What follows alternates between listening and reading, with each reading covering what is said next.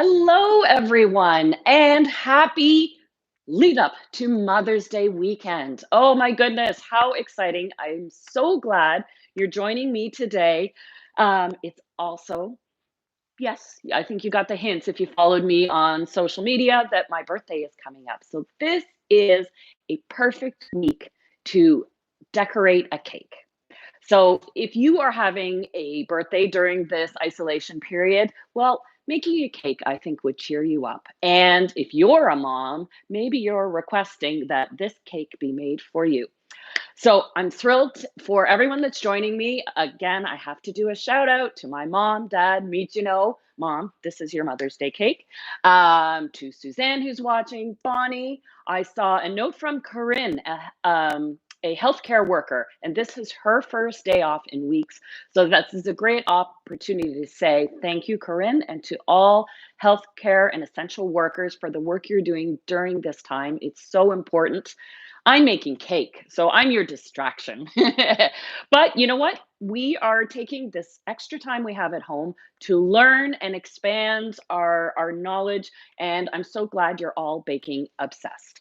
Now, as you know, when we put it out there, you picked the flavor and the frosting and the filling combination. So we are making a vanilla cake, which I've already baked because in order to not waste food, I wanted to have the cake layers baked. We're going to focus this lesson, this OEM 101, on a caramel pastry cream and a basic American style buttercream frosting. And there's some great new lessons. Your questions that you sent in advance, and I see them coming through on the stream here, are really, really interesting. So I think we'll have a great time over the next hour, maybe a little longer, depending on what kind of decor I'm in the mood to do. We'll see where we go.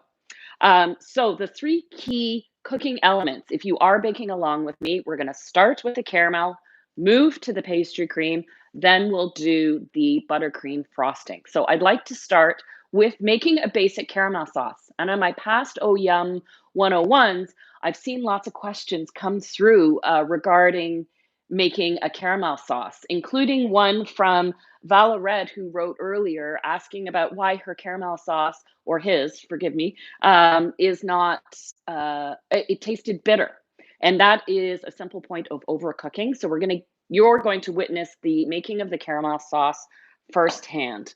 Now, having made caramel sauce quite a few times over the years, there are some habits. I don't know if you would call them tricks, but habits I have when I make a caramel sauce. So the first is you always want a little bit of water to help dissolve the sugar quickly in your pan. You want a heavy bottom pan if you can. Stainless steel pot is fine. I've got a cast iron. I'm adding 3 tablespoons of water to my pot. And I do that first, very specifically, so that when I add my 1 cup or 200 grams of granulated sugar, it starts dissolving right away before I've even turned on the heat. And that's very, very important. Now, caramelizing sugar is a process of heating the sugar to dissolve it and letting it cook. And it cooks to over 300 degrees Fahrenheit. Um, and you want to keep it liquefied. Sugar wants to go back to its crystallized or granulated state. So, to help prevent that, I add a tablespoon of white corn syrup. Now, you could use just regular golden corn syrup, but it can trick you because, of course, it's going to add a golden color to your sugar before it's actually caramelized. So that's why I go for the corn syrup. And I noticed one of the questions a lot of you asked, I'm just going to turn my heat on high, and I'm not going to stir the sugar. High heat, uncovered the entire time. Back to the corn syrup substitution option. So since the function of the corn syrup is to help, because it's sugar in its liquid state, it helps keep the other sugar that we are caramelizing in its liquid state. You have other options. Glucose syrup in the exact same measurement will work.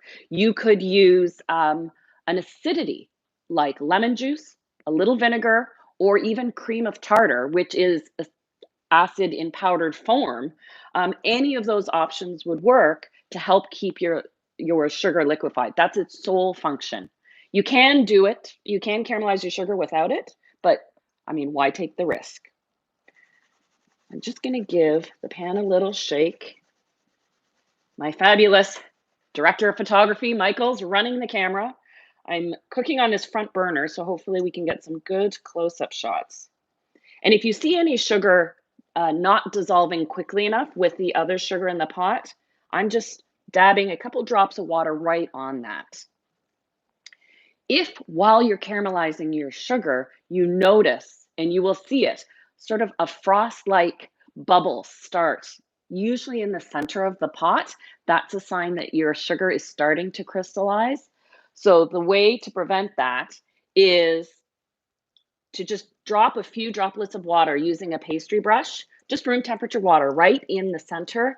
And that way it'll redissolve that sugar that perhaps the, I don't know if you can see here, we've kind of got a circle of bubbles starting and it's pushing towards the still sugar in the center. So the temperature is not keeping up with the sugar elsewhere. This can happen a lot if you're cooking over electric heat because the heat may not be perfectly even. This is induction, so it's pretty nicely even. But see that little bit in the center? I'm just going to splash some water. And now it goes from being white looking to clear. And as we cook along, I'm just going to brush the sides of the pot with just a little plain water. And I'm letting that water cascade down. You don't have to dip your brush into the sugar. That water keeps the side of the pot clean because as your sugar is cooking, it may splatter and spit a droplet on the side of the pan. And then what happens, if that cools, it may crystallize. And then that crystallization grows like frost across your pot. So just occasionally brushing, you don't have to put too much on, but occasionally brushing the side of the pot ensures that that won't happen. When you're caramelizing sugar to make a caramel sauce, as I'm doing now, you don't have to use a thermometer at all. Your eyes and your nose will tell you when it's ready. And you will see as the sugar cooks, the bubbles seem to slow down. That's because the sugar is thickening. And the bubbles get bigger, again, because the sugar is thickening and holding the air as the sugar boils inside of it. And you will see the steam. That is the water evaporating. So there will be no water left by the time we get to the end. And you will notice, you have to be careful. This is super, super hot. This is not an activity to let the kids do unsupervised. The adults should be in charge of this. But I'm just leaning over to smell because before you see any color in your caramel, you'll smell a hint of caramel flavor. So you know it will be getting close. This is not a time to go walk around and be distracted or step away from the stove because it can go from clear to caramelized in no time at all. And believe me, I'm like everyone else, I have burnt sugar to realize, hey, that point 2 minutes ago was when I should have pulled it off the heat. What I have ready, before you start cooking your sugar, you want to have your cream ready. Now, the recipe you have calls for a cup of whipping cream. So it's an easy ratio to remember. 1 cup of sugar, or 200 grams, and 1 cup or 250 ml of cream. I'm going to add a bit of butter. So I have 3/4 of a cup of cream and 1/4 cup of butter. You add the cream first, then you add the butter afterwards. You can't add more. You can't do 50-50 butter or the fat will split and separate from the caramel. Now, can you see this, Michael, that it's starting to caramelize? It's a light golden brown. At any point now, if you like a light, mild caramel, you pull this from the heat. And you pull your caramel from the heat before your ideal color, because even if I take it off the heat, it's still going to continue to cook, and that's important. I'll admit, I like an intense caramel. So I'm going to let it go just a little further. And everybody's stove has a little unevenness to it. So you will find that it caramelizes, especially on an electric stove, on one spot. If you have a gas stove, you'll find where your igniter is. It probably is a little hotter and darker. I'm going to pull that from the heat right now. I can smell that beautiful caramel taste. And now this is where you have to add your cream all at once, but quickly, and watch out for the steam. No leaning over the pot at this point. The cold cream stops the cooking process. So that was the 3/4 of a cup. And once I've added that, I'm just gonna add my butter in pieces one at a time. So just as a reminder, the version I'm making, if you come back to this video, because this will be posted, we've got our 200 grams of sugar, 3/4 of a cup or 175 ml of whipping cream, and 60 grams or a 1/4 cup of unsalted butter. If you want to make a salted caramel sauce, and I'll admit, Mom, are you okay with some salted caramel? Because it's my birthday cake too, and I'm going to put some sea salt in it. You always add your salt at the very, very end. And in candy making, that's the general rule. The salt gets added at the end. How's everyone doing? If you're making this along with me, have you got the right color? Does it smell delicious? Michael, does it smell good in here? It smells great, yeah. And in goes the last bit of butter.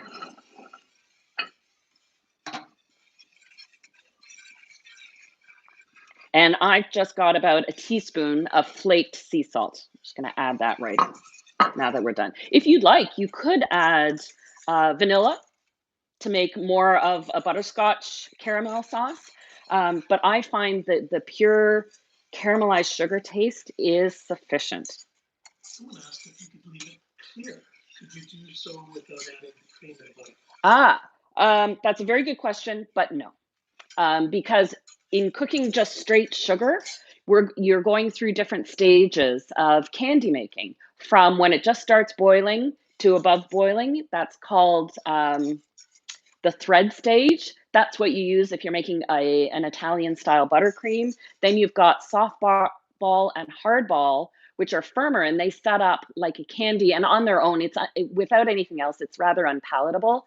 Then you get to soft crack and hard crack, which are when you're making things like lollipops. So it's still clear and it sets up crunchy. You can add flavoring to it, but you won't get that caramel flavor until you actually really start seeing the color develop. Very, very good question. People are asking fantastic questions. Hello to everyone out there. Oh, Ricardo's asking a smart question. What's the difference between caramel and butterscotch? And then there's toffee on top of that. The butterscotch definitely has the butter in it and the vanilla flavor. And then butterscotch is more a reference to a flavor expectation than an actual specific recipe. So I know Michael's favorite cream pie is a butterscotch cream pie because his mom used to make it.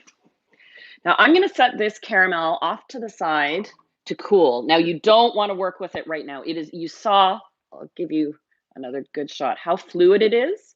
Just hold it there for a second. Okay. Mm-hmm. Very, very fluid. It's tempting to stick a spoon or your finger in there. So very hot. At room temperature, it's still fluid and pourable and workable, and then you can chill it. And the good news is that caramel sauce keeps in the fridge for a long time. It keeps, my general rule is follow the expiry dates on the cream you added to the caramel sauce, even though it does technically last longer because you really boiled that cream. I got cream yesterday with an expiry date of July 6th. Oh my goodness. So I know that caramel sauce will last a long time. So everyone doing well? Are we ready to move into pastry cream? I'm going to go get my other ingredients handy. And we're going to have another little chat because Matt and Sagi earlier asked me a question about vanilla. And we are going to make just a standard textbook pastry chef style pastry cream. This is a fundamental baker's tool. So I'll get everything ready.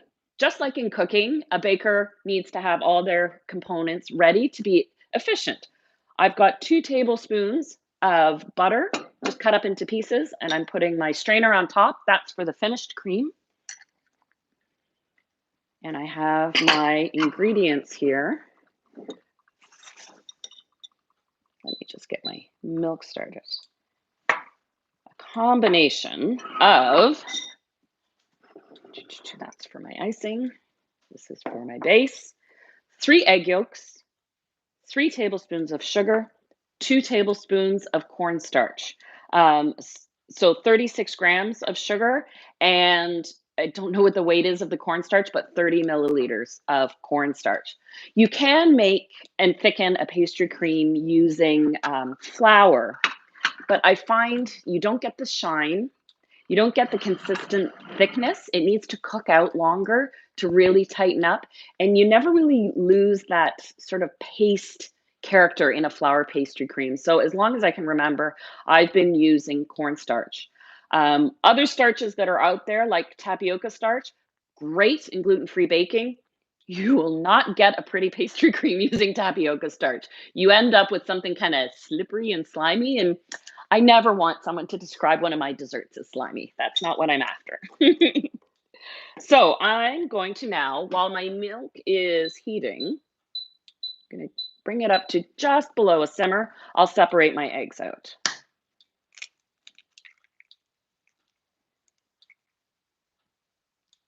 A little back and forth. There we go. If there's a touch of white in the egg, you don't have to worry about it. It doesn't have to be perfect because we are straining the sauce. It's a good habit to develop anytime you make a custard sauce to always strain it. That way you know it'll be smooth and creamy the entire time.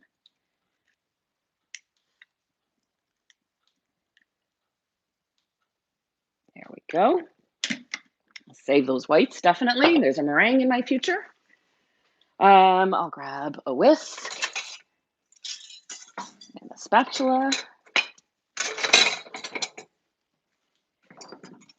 And let's have a chat about vanilla. So first, before I get to vanilla, I'm not going to add my sugar to the egg yolks or the cornstarch until I see that my milk is just about to simmer.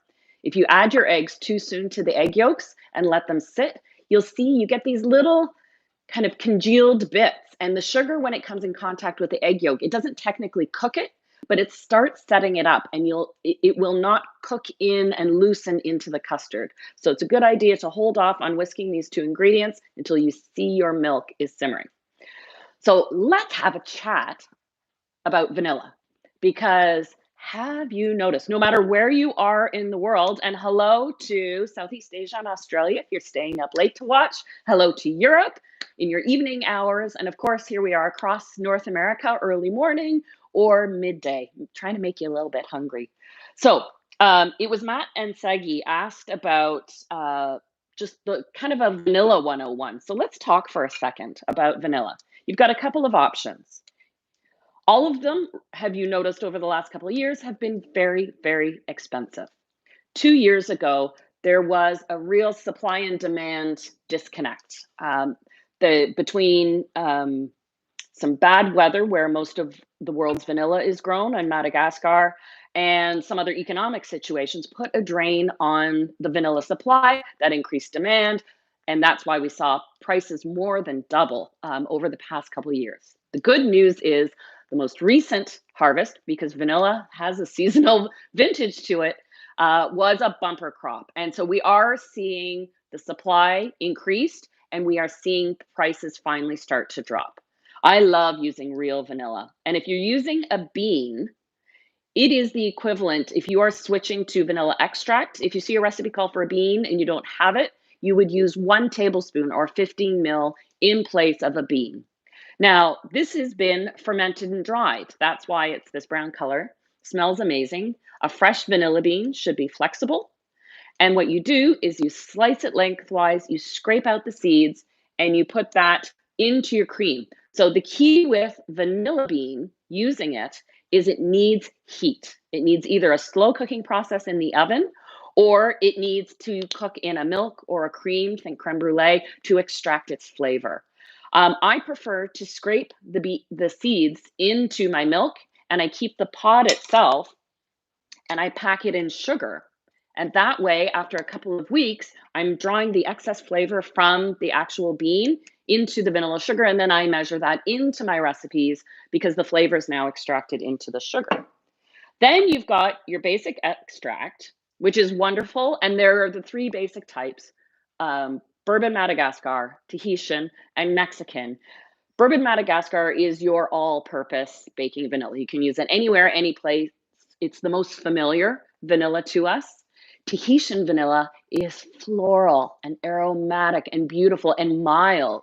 So I like to use Tahitian when vanilla is the one singular flavor. And that's why you see pastry chefs write about it on menus. They'll tell you they've put Tahitian vanilla into their recipes. It can be pricier, it's a fatter bean, but it can get lost in complicated dishes. So in a caramel pastry cream, a Tahitian vanilla would just disappear against the bitterness of the caramel sauce. Mexican vanilla has a robust, earthy flavor, and it'll remind you of spice and chocolate and coffee. And that's where those ingredients come from. And I find Mexican vanilla is fantastic in recipes that call for chocolate and coffee and spices. So that's your little how to. Then we've got our vanilla bean paste. So the seeds from the vanilla bean have already been pulled out, dropped into a liquid. The liquid usually has a little gum to it. So the seeds are suspended. So you have the full flavor of vanilla extract, but the visible seeds. I don't bother using vanilla bean paste when I can't see the seeds, like in a chocolate cake recipe. But in this pastry cream, I want to see that little delicate speckle. Interchangeable 1-to-1. So if you see a recipe call for a paste, you don't have it, you use the same measure of the extract. And the paste does not need that heat contact because the flavor is already in the liquid. Something I've noticed about this particular paste is it does not contain alcohol, where most vanilla extract is alcohol based to draw out and hold the flavor. So if you're looking for an option baking without alcohol, the paste is a really good option. So in the time of that little vanilla lesson, my cream has come up to a simmer. So I'm going to add my 36 grams or 3 tablespoons of sugar and 2 tablespoons, 30 ml of cornstarch. Give that a little stir. And the first thing we're going to do is temper the hot milk in. We're not going to add this directly to the pot, or we'll have some lovely sweet scrambled eggs. So what I do is I just add a little of the hot milk. It loosens up. Now it starts melting the sugar and loosens everything up. And now we're gradually introducing the hot liquid to the eggs. And I find it easier just to mix it all in. I only have 2 hands. Now I've added it back to the pot, but off the heat.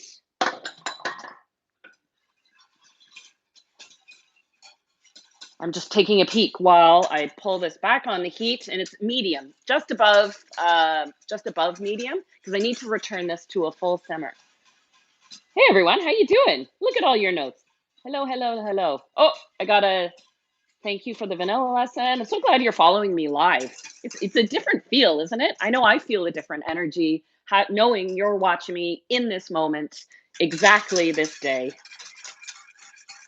Might as well try and build some good memories into this challenging time for us, right? And end up with cake at the end of it. Now I'm going to turn up the heat a little bit. So egg yolks coagulate at 165. Yes, I have to cook this to 212 Fahrenheit, a full simmer, to fully engage and activate the cornstarch. But it's okay. The egg yolks are protected by the sugar and the milk. But the minute you start seeing bubbles, you will, can you see, Michael, what we're doing here?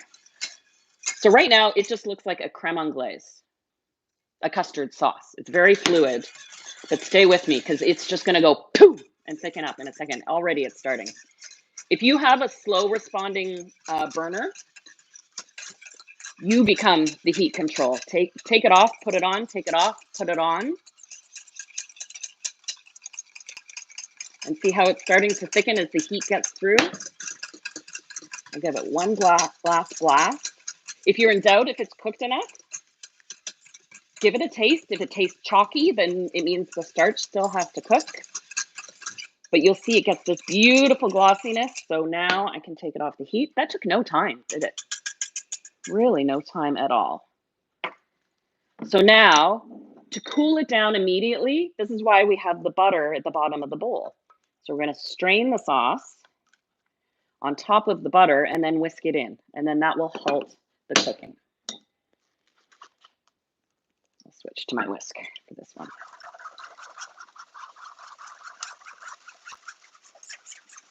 This is also a great tip. So sometimes if you've made a pastry cream or not made a pastry cream, and you make it for the first time, it'll be easy to err on the side of overcooking by mistake. And you realize, oh, I should have pulled it off the heat a minute ago. And if it looks curdled, don't panic. You don't have to throw it away and start again. I hate wasting food. What you do is use an immersion blender or pop it in a blender and puree it. It'll smooth it out, then strain it again. And you'll find that it smooths out your pastry cream and you can recover it. There we go. Now,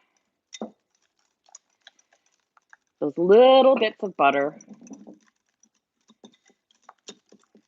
I just whisk in until melted, but they've got a nice gloss. And remember, this seems soft now, but as it chills and the butter sets, it will thicken up. And the one thing you want to do, I'm just going to grab a quick piece of paper. With plastic wrap or a piece of paper, you need to drop it right on top of the custard.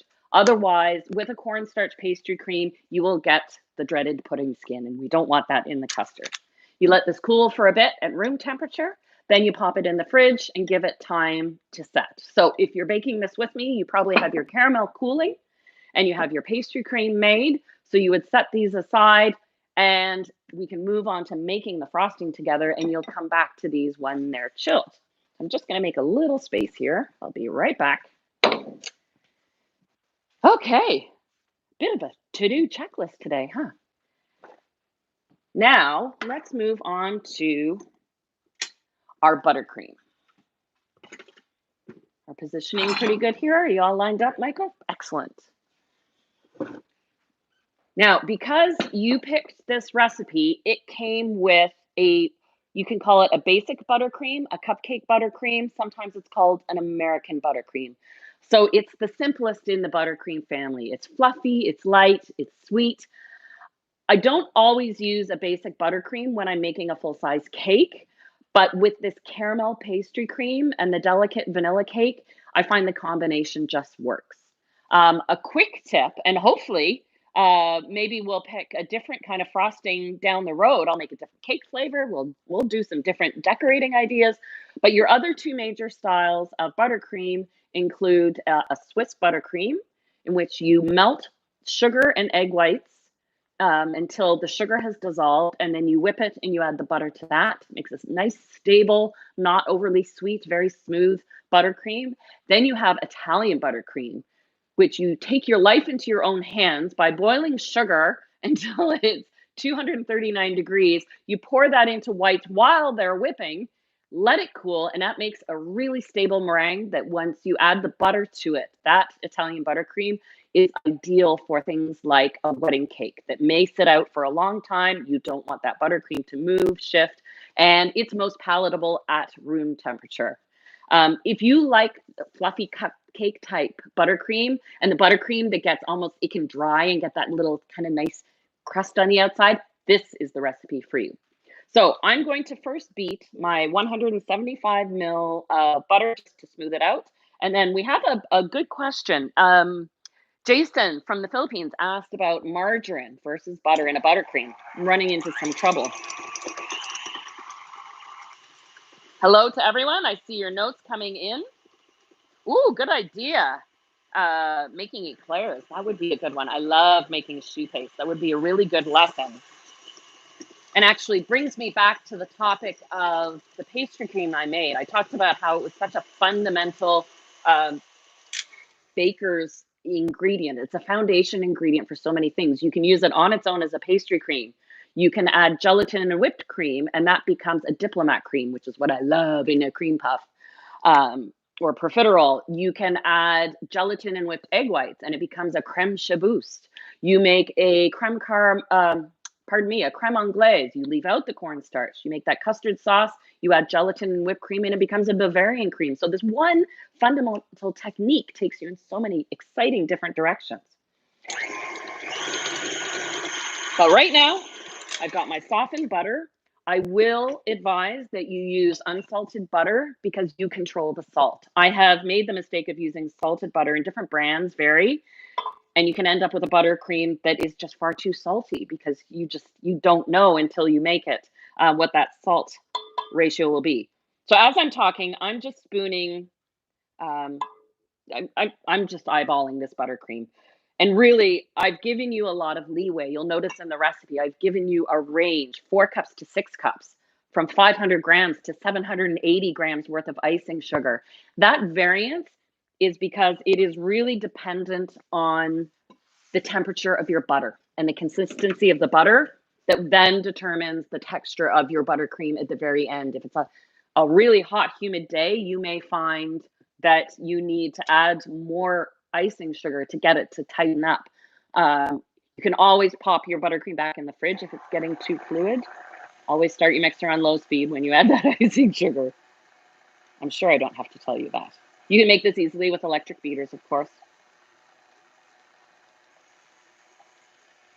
And I'll admit, out of habit, I always try and sift my icing sugar, but I have come to learn, making lots of this style of buttercream, that you beat it so much and you make it so fluffy that any lumps that are in the icing sugar to start with really do go away. So you know what? You can skip that step.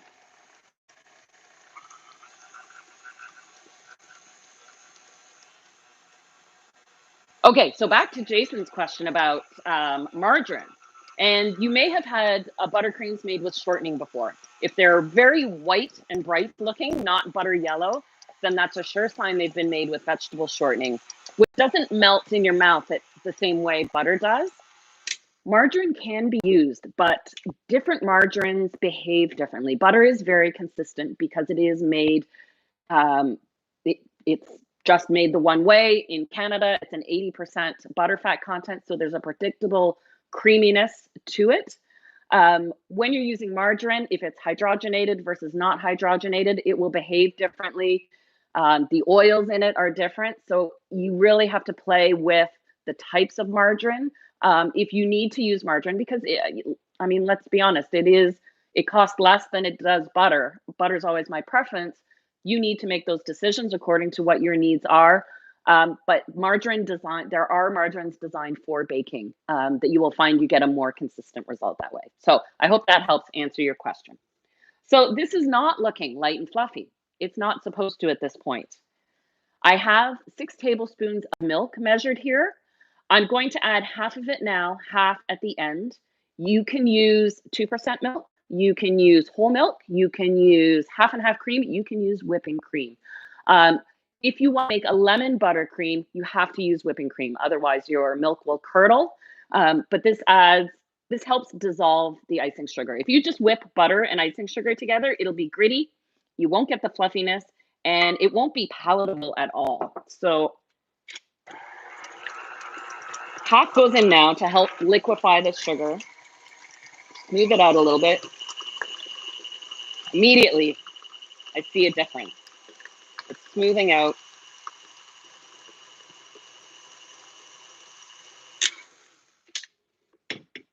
It's not quite fluffy enough. So now we're going to add more icing sugar.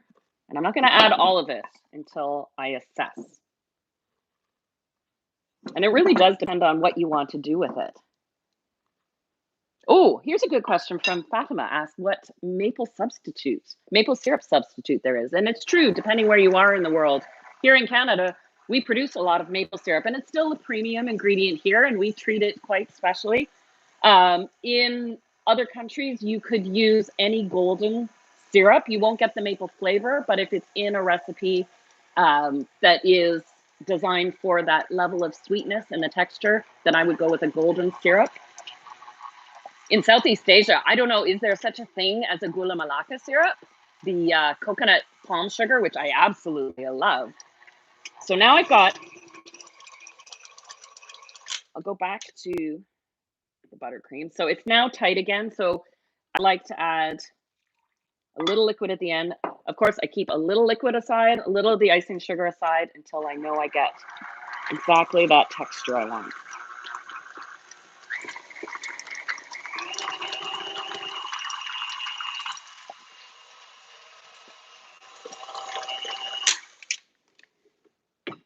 I'm just going to give it a test. I want to feel it with the spatula. Get in there. And you can see how much lighter it got in color. I think I'm not going to add more icing sugar. It's thick and it's smooth, but I want just a touch more liquid to fluff it up.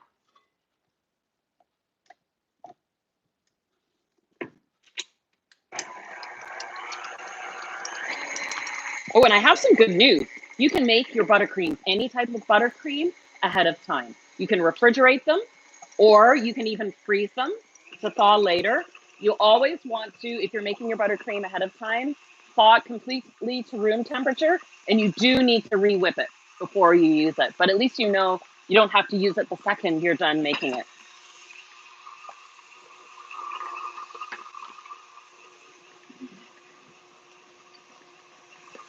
I'm going to be right back. I want to tidy up my work area because when it comes to cake decorating, you need some elbow room, right?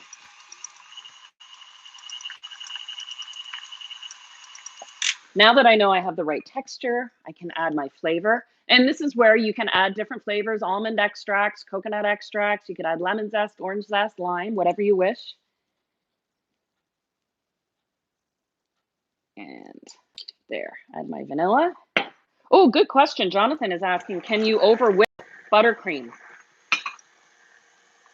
Definitely not this style. I have not, in fact, whipping longer is a real fix. If you find when you're making a Swiss or Italian buttercream, because you're dealing with an ingredient that was warm and then cooling, and if your ingredients aren't incorporating quickly enough, you just keep whipping and they will blend together. So an excellent question. This is not like a meringue at all. Oh, hello, Venezuela. So Fatima, did I answer your question about the maple syrup? Corn syrup, a golden syrup. Molasses would be too dark and strong. I would say actually honey would make a delicious option. And let's take a look. Oh, we've got a nice fluffiness to our buttercream. I just want to give it one more whip just to make sure that the frosting on the outside is as fluffy as the frosting in the center. It will really only take a second, then we get to decorating.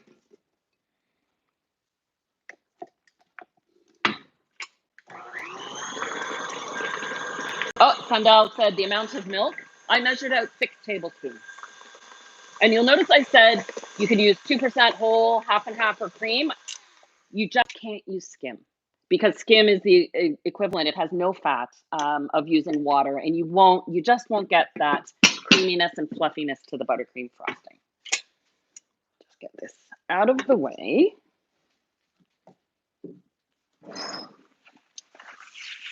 Quick little tidy. I don't always have paper towels in my silverware drawer. Just didn't want to have to walk away too far from you. There we go. Okay. So we've got a good basic buttercream. If you wanted to, you could color tint it at this point. Keep in mind that when you tint a buttercream made with this amount of butter, there is a natural yellow color. So if you're adding a pink tone, it might take on a bit of a peach hue. If you add a blue tone, it might take a teal or a hint of green tone to it. So just keep an eye on that. I like using the gels as opposed to just the liquids. All right, so we have our frosting. Now let me get my cake layers and the pastry cream from the fridge. I'll talk about the cake in just a second. And here is my cooled pastry cream. So let's talk about the cake. This is the vanilla cake that is from the Oh Yum Vanilla Caramel Pastry Cream Birthday Cake video, so you can capture the full recipe. I did see a lot of you asking about, because the recipe calls for buttermilk, what you can use in place of buttermilk. All you have to do is take regular 2% milk, measure the 1 cup or 250 ml, take out a tablespoon, replace that with 1 tablespoon of lemon juice, boom. It's the acidity that you need in your buttermilk to activate your baking powder and baking soda in the recipe. And that actually reminds me of another good question I got from Tammy Martinez. You were asking about the expiry dates on baking powder and baking soda. Baking powder, typically, when you buy it in a tin, has an expiry date on it. I find it's usually good for a good year. Baking soda doesn't have a date on it. And the minute you open the box, I find it starts losing its oomph right away. And so, being one of the most affordable baking ingredients out there, I try and rotate and replace my baking soda every 1 to 2 months. I mean, it's a simple case. If you use baking soda in your fridge to keep it fresh, to keep the odors away from your fridge, I just switch it out and take my old baking soda, pop it in the fridge, and then replace with my new one. But it's pretty simple that way. So these are my 2 vanilla cake layers, baked and cooled. And now 2 little tips I've picked up recently. If you ever have a cake, this is your typical cream style cake where you cream butter and sugar, you add your eggs, and you alternate your dry and your wet ingredients. Sometimes those cakes can have a tendency to dome. This one fortunately doesn't.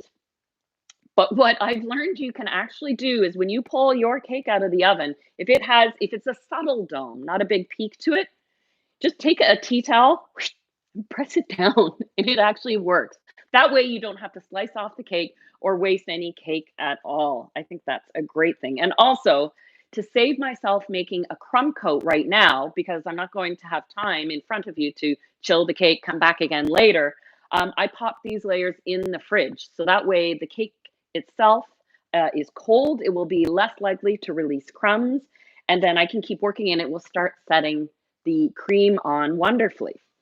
So now we have to transform this chilled pastry cream into a caramel pastry cream. Now this is the caramel sauce after it's been chilled, and it's got a really nice consistency to it. So that's it cold. And I know in South America, if you're in Argentina and you have dulce de leche, please just use. You have such delicious dulce de leche available to you. That would make a fantastic substitute. Now, I'm not even really going to measure. I'm just eyeballing about 80 ml, a third of a cup. I'm going to keep that caramel sauce because I want it for later.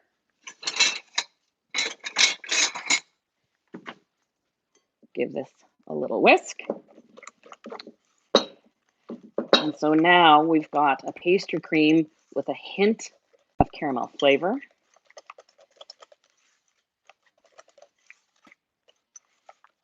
There we go. Beautiful. So now we have our buttercream, caramel pastry cream, saving some for the top and the decor, and we are good to go. So you got a good eye line on this, Michael? We're good. Okay, I'm gonna get. See your beautiful face, but Hi. yeah, now I can. I'm gonna bring all my tools over in reach.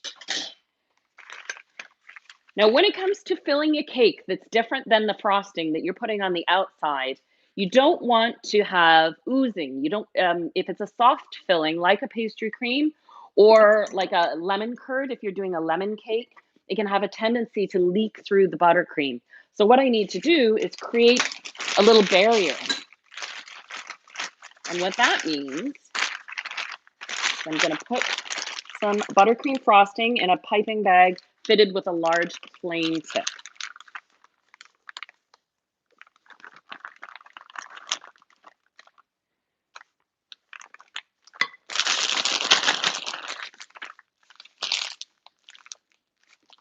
And a good question I had from Lo PF asked, well, what do I do if I don't have a cake stand? This is a cake turntable. And just as a note, I have my cake on a paper cardboard base, and I use a little rubber mat so that way when I'm assembling the cake doesn't slide everywhere, especially in the early stages when it's so light.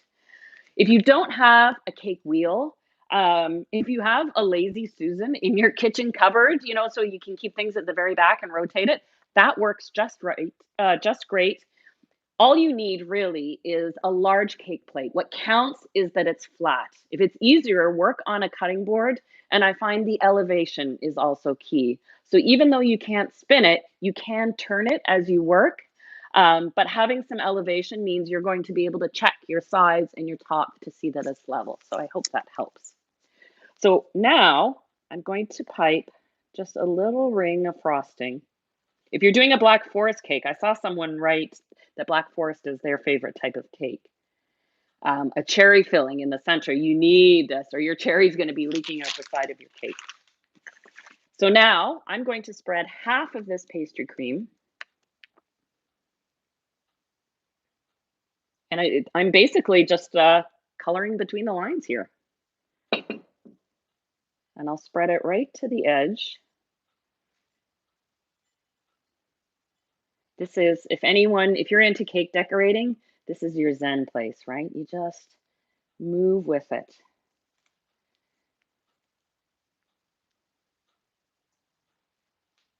Doesn't that just look so appealing? I'm going to put just a little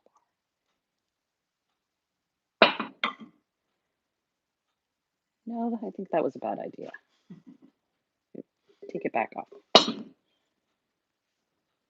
And you don't have to worry about spreading. This isn't frosting, so you just want to make sure it's nice and level, and make sure, I always have to check that I've peeled the parchment off my cake. Yes, I have assembled the cake with parchment on each layer. There we go. And then checking it's as level as it can be. You don't want to force it too much. I have no buttercream leaking out the sides. I'm good. So now it's time to mask the cake.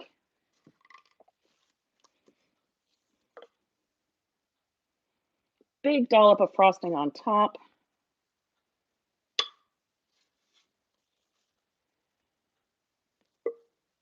And the frosting on top, I'm not going to put on too thickly because I'm going to use the remaining pastry cream and caramel to cover the top of the cake. It'll be all glistening, and it gives you this wonderful hint of what's waiting inside with the pastry cream.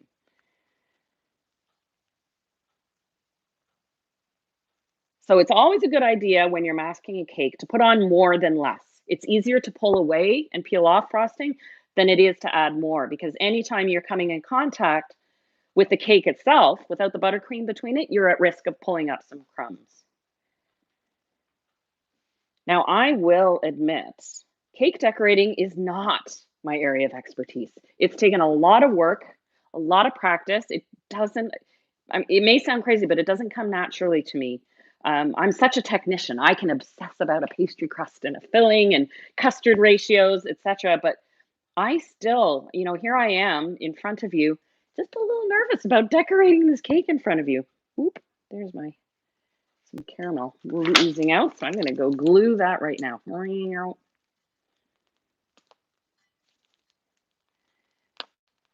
And actually using a piping bag is a great tool to get frosting on the side of your cake quickly. And then you can always add more later.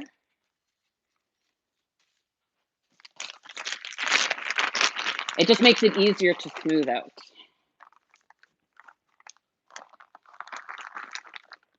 If you find your frosting's too soft, you pop it in the fridge for a minute. If it's too hard, you give it a good stir and it'll come back.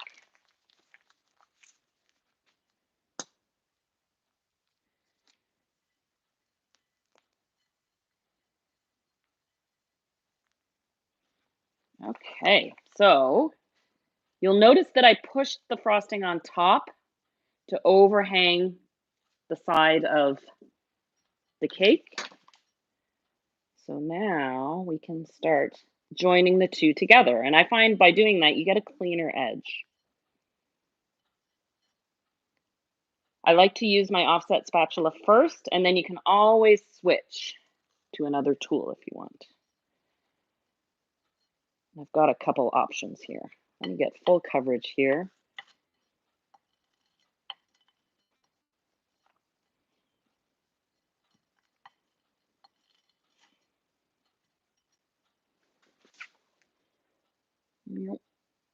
While it's still flexible, you can push it around a little bit. Now, normally I would give this time to chill. but we're going to do this all in one go. This is a really handy tool for getting a straight side to your cake. It's called a bench scraper or dough cutter, and you've got the perfect right angle, and you lean it against your wheel and pull away. This is why you have the excess frosting.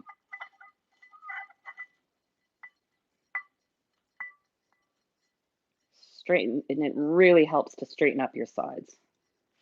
Now, you can choose a number of options for decorating your cake. You'll have to forgive me if it's not perfect, the whole baking and talking thing. It's taken years to get the hang of it. How's it looking? Is it coming along? Yeah. I'm gonna put a little more. Now that I've got the base coat on, I can keep adding more. Clean it up. There we go. So if you're going for the naked style or sheer cake, you put on a complete layer of frosting, as I've done here, and then you pull away half of it using your offset spatula. Where I pressed just to level it, you press harder and you pull right down to the cake layer, and it reveals the cake layers. Creates a lovely contrast, looks rustic, is also a great style if you're new to cake decorating and not sure about your finishing skills. You also have, sorry, there we go.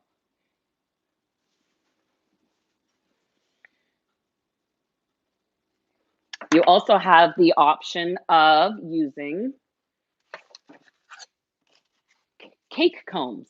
And if you've seen this recipe video, you know I use a comb that actually has a rounded scalloped edge. But anything with a tooth, even at a hardware store, when you if you go to the tiling department where they sell grouts and tiling sand and tiles, they have these tools for, it's actually the more affordable place to buy them. So you can go for any pattern you might wish. And you just like I use the bench scraper, press it on the frosting, and all of a sudden it adds polish and finish to the side of your cake. But you know what? I don't think I'm in for that look today. Let's go for something different.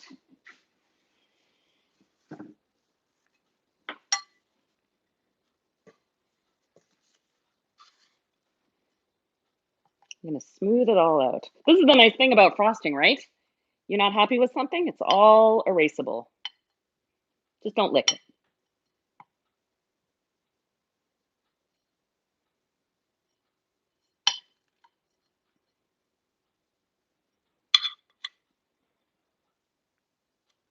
How are we doing there? Everyone doing good? Yeah. All right. Grace says, I always feel like I'm creating a house when I'm making a cake. It's a project. But you know what? These days we're staying inside. We have time to address it. I will say one of my favorite decor styles, and I'm just going to take a moment to smooth the top.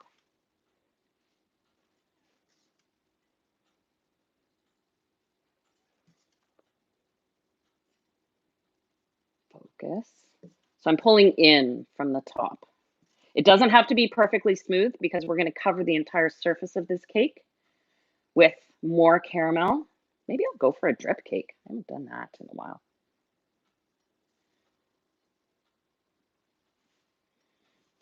I think one of my favorite styles for the side of a cake is taking the tip of your offset and you start at the bottom and you just run it and pull it up. And it just creates a nice rustic design. It doesn't have to be perfect or formal in any way whatsoever.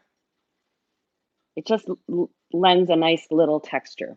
Now, if you wanted to do sprinkles on the side of the cake, that's a style you often see. What you need to do is lift your cake up off the wheel, and in a pie plate, put your sprinkles, and then you lift the sprinkles on and you pat them while the frosting is still soft, and then you let it set. Okay, let's look at some other options. So what I want to do is top this cake with caramel pastry cream, but I want to really intensify the caramel flavor and color. So I'm going to add a whole bunch of caramel. You can add all of it if you want into this pastry cream. Was it breakfast dish in Singapore? Kaya. Oh, Kaya toast. Kaya toast. Papaya is like a coconut jam, and it's caramelized. It's made with gula melaka, the coconut palm sugar, and oh, it's so good. Breakfast of champions. Now, this is quite fluid. So keep in mind that if you're going to add this, we need to have a barrier on the outside of the cake to control how it drips. Before I get too deeply in that, let's look at, I'm just going to fool around if it's okay. I set aside some caramel sauce from earlier, and if we wanted to do the drips, just going to test on the side of a bowl first, my consistency. So I had my caramel sauce. This was in the fridge, and I just put the squeeze bottle in hot tap water. Oh yeah, we've got good drip consistency here. So to do drips on the cake, you just hold the tip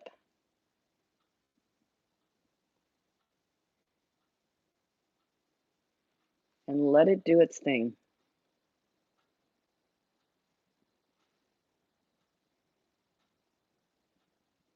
You do this first, and then you pipe your detail on the top edge of the cake.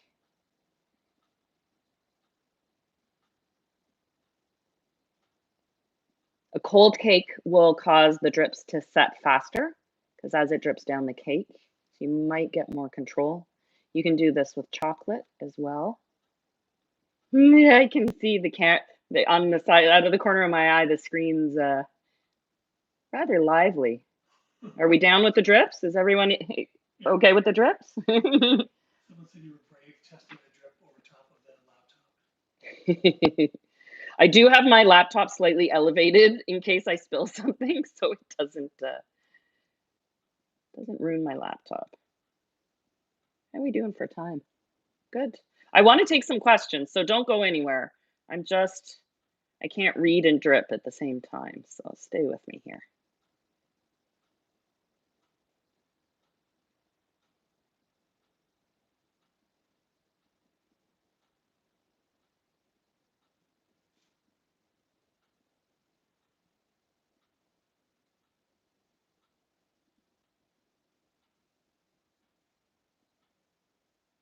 Ooh, you know what other kind of cake I like to do? How does everyone feel about mirror glazes?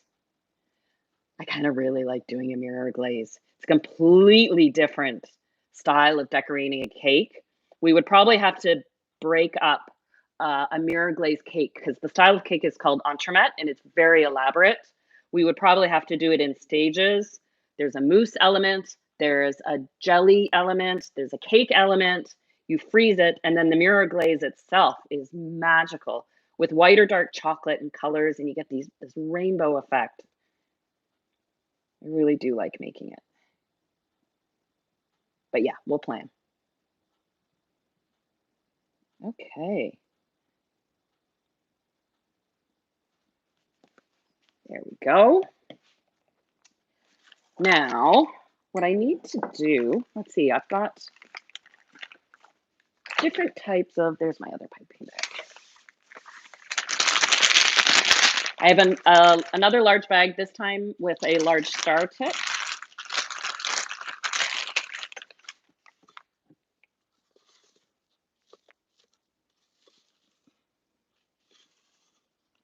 I'll work that into my piping bag.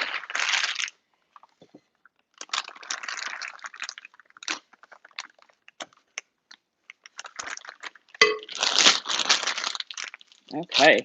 Decorating a cake live is an altogether different process than when I have time in a studio and I just take the time it is. I'm trying to be respectful of your time. I think I'm going to create I'm just going to put a little caramel in the front. Or in the center, I mean, of this. Because I want to leave room for some other decor. So when you see the original recipe, you'll see that I do this along the full outside of the cake. But I think I want to leave space for some different decor. So this is fluid now, but remember again, when you put it in the fridge, it will set up. But let's go for some different detail.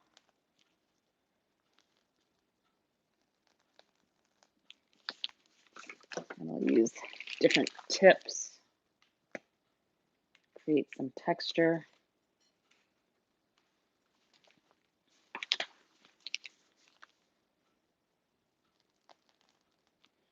Do some flat rosettes, some peaks. And I'm basically working with the frosting I have left.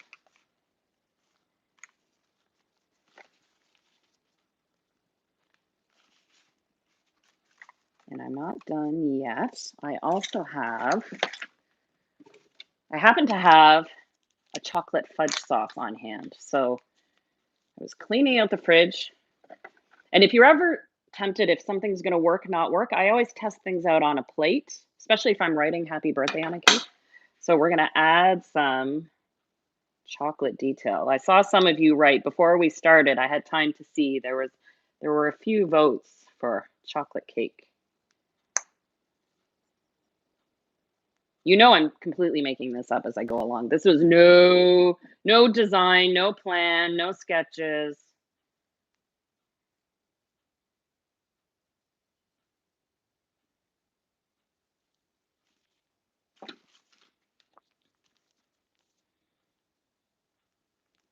Keep adding. I do, again, I'll say I want to take some of your questions. So I'm trying to give myself time. We still have time. If you've taken a lunch hour break, thank you for doing that, spending time with me. Now I've got an assortment of things I've got some mixed sprinkles, more in the caramel chocolate tone. This is gold flake, just to show you. It's when you work with gold flake, which is edible, by the way, don't move quickly. It is very staticky and very light. Don't sneeze. And you just use a skewer, or you can use, and just let it drop into place. You can order these online if you need them. That's where I got them. I think gold flake looks gorgeous on chocolate desserts. No, don't like that there. I probably wouldn't put gold flake and sprinkles on the same cake. But I just want to show you the different options you have. You can see how light and filmy that is. That is definitely for a gold medal mom, a Mother's Day cake like this. We're putting it all on. Sprinkles. And if you've got young people in your house, you know the rule. There's always room for more sprinkles.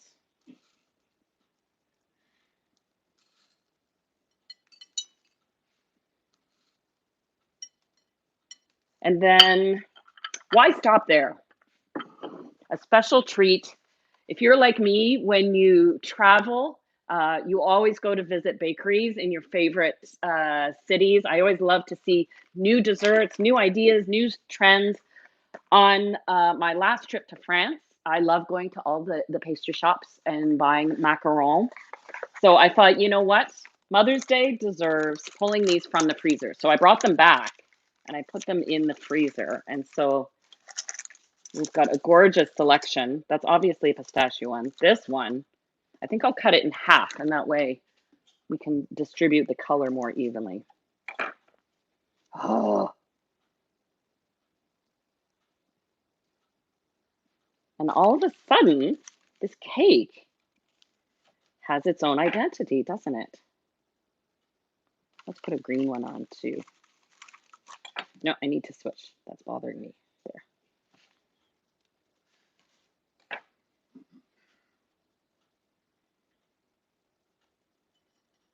All right. This just kind of came out of nowhere.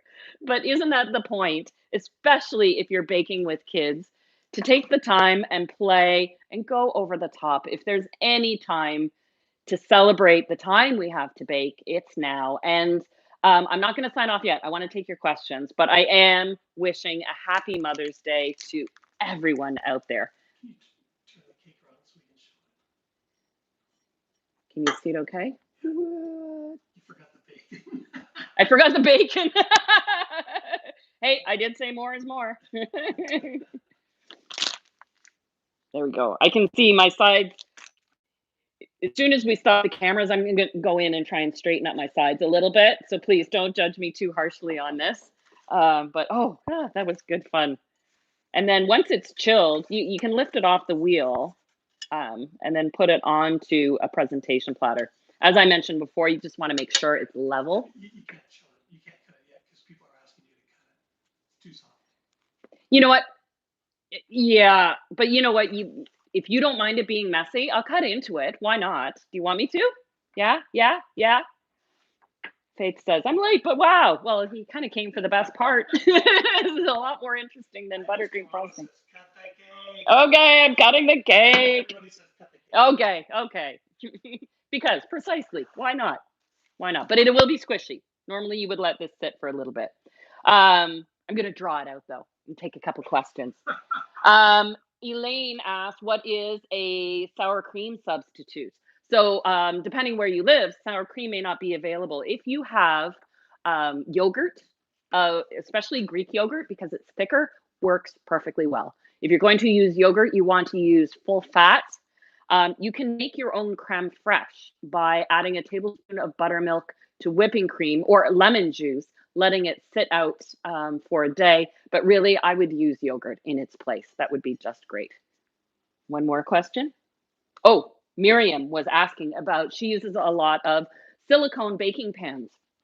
And what's the difference between silicone and metal? Which is actually a very good question because silicone does not conduct heat. Metal conducts heat. So you'll see you get browning and a crust on the outside of muffins, loaves, cookies because of the conduction of the heat. If you bake a cake in a silicone pan, it's only the heat of the oven, and sometimes a really wet batter can come out a little steamy and you won't get the crust. So just keep that in mind. But you can, the nice thing about silicone is they come in such fabulous shapes. Okay. I'll cut the cake.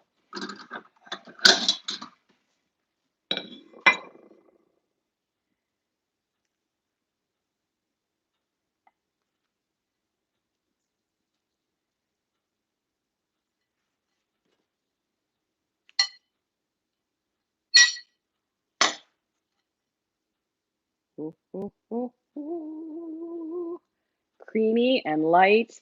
And it is important that I cut it so that you can see the cake texture inside. So you can see it's a moist cake. It's not heavy like a pound cake. Actually, someone was asking me earlier about pound cake and would that work with a pastry cream and a Swiss buttercream?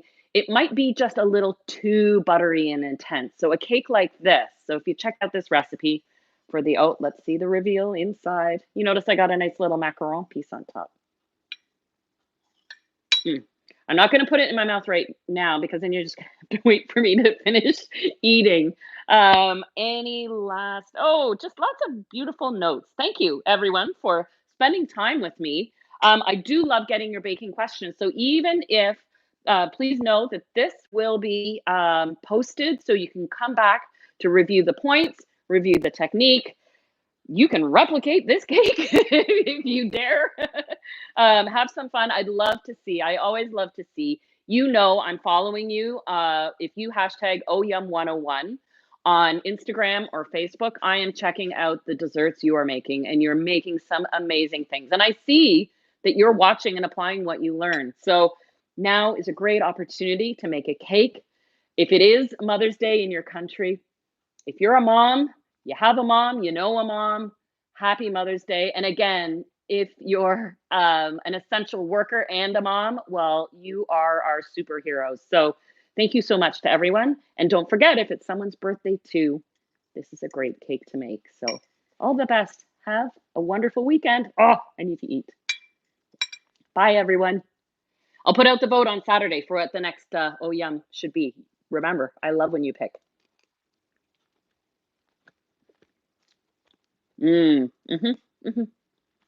Caramel. Say goodbye. Bye.